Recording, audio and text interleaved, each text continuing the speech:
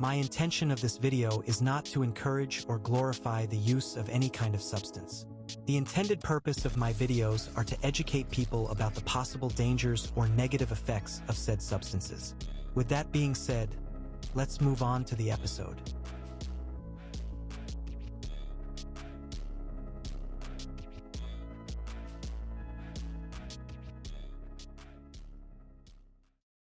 Fear and Loathing in Breeze Vegas. By Vanilla_Incense. Substances consumed.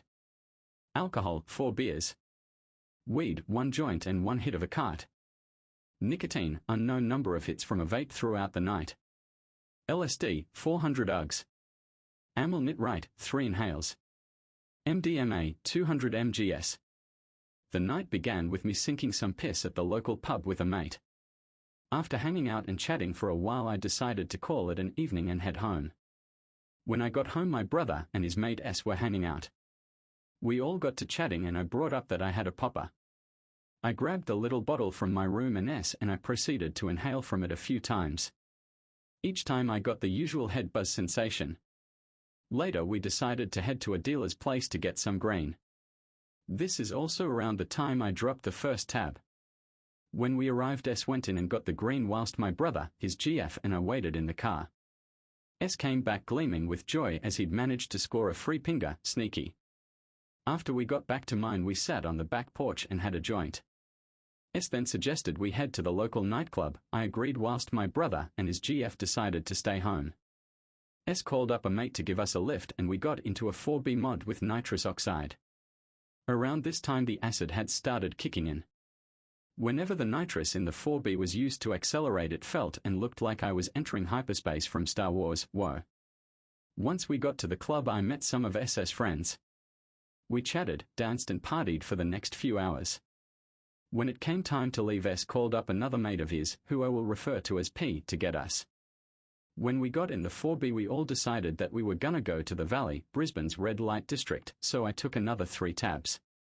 We stopped by PS Place to pick up a few more people. As it turns out, this was the dealer we had bought the green from, Winking Face. Once at the Valley, we went to one of the mega clubs. The visuals at this point were insane. The inside of the club looked like a jungle, with vines crawling all along walls covered with Mayan patterns and trippy psychedelic flowers sprouting out of the floor. We then went up to the smokers area and acquired some caps from a dealer. I instantly took both the caps I got. About half an hour later, it felt like a bolt of energy went through my entire body. With the surge of energy, I began dancing to the blaring music and enjoying the visuals. Back at the smokers area, about an hour and a half after taking the caps, I began to feel sick and started worrying that something was wrong. S got me some water and helped me to the side of the balcony in the smokers area, where I proceeded to projectile vomit over the edge onto a roof below. After vomiting, I felt much better. After a few more hours of chatting and dancing, the club closed for the night. As we were leaving, we were all extremely hot and sweaty, and so I suggested we go for a swim at the South Bank pool to cool off. They all agreed. Once at the pool, we took off our clothes and got in. At this point, the sun had begun to rise, unleashing what can only be described as a symphony of golden light, sun with face.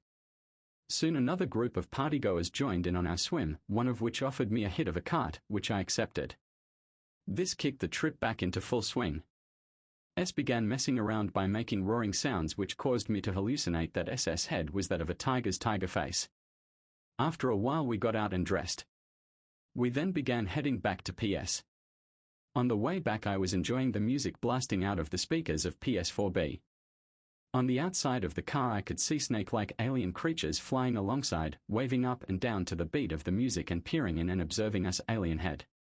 When we arrived back to PS, we divvied up some lines of K. I decided not to partake, as by this point I was extremely tired and the acid was beginning to wear off. After some time of just hanging about, I decided to head home. All in all, was an incredible night I will never forget.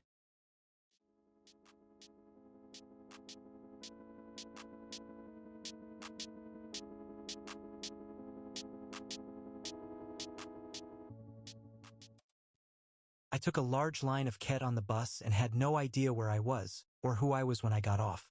I ended up asking a stranger for help. He walked me home and supported me the whole way. He spoke broken English. He was from Ukraine and had been shot in the face, so he only had one eye. I was floating in some kind of void, where time didn't make sense. I didn't remember who I was, what I had done, or what it meant to exist. Everything around me was just a mess, like a fog with no way out. None of my thoughts connected except one. I had done something really bad. That feeling sat deep inside me. Even though I couldn't remember what had happened, it felt like everything around me was falling apart, like I was being dragged deeper into a darkness where nothing felt familiar. I had no body, no senses, just my thoughts, repeating again and again.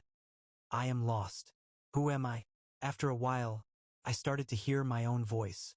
First, from far away, like someone else was saying, "Who am I?" But slowly, I realized it was me. I kept saying it over and over, as if it would bring me back to reality. Then, just at the edge of my vision, if you can call it that, I saw a small face. It slowly became larger and clearer. It was a friend, someone I knew, but couldn't quite place. He was speaking to me, trying to pull me back. Beside him, another face appeared, softer and more comforting. A woman with a calm voice, telling me that everything was going to be okay.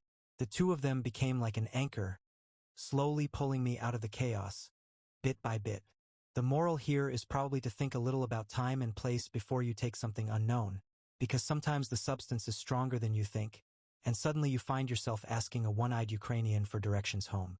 So, next time, maybe save the experiments for a safer place than the bus. It's stupid to give in to temptation and end up like that. I scared the people I met, and the whole thing could have gone much worse. Definitely a wake-up call for myself.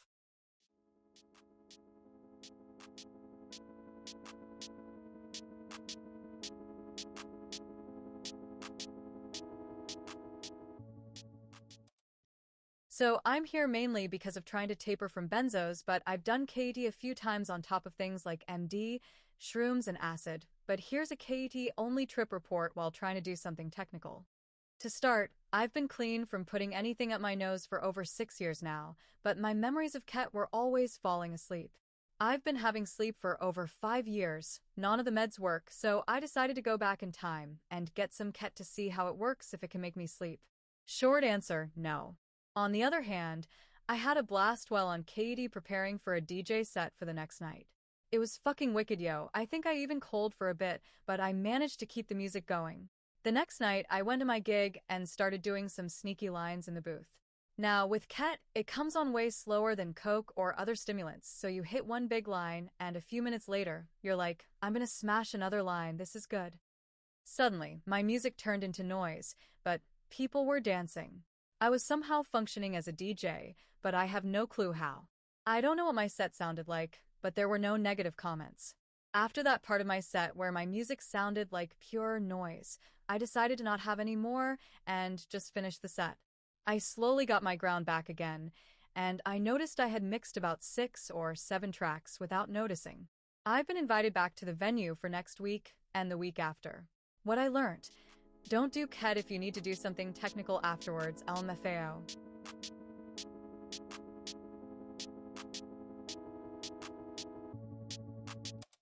Thank you for staying until the end. If you enjoyed the video, please consider leaving a like or dropping a subscription. Until next time, 462 out.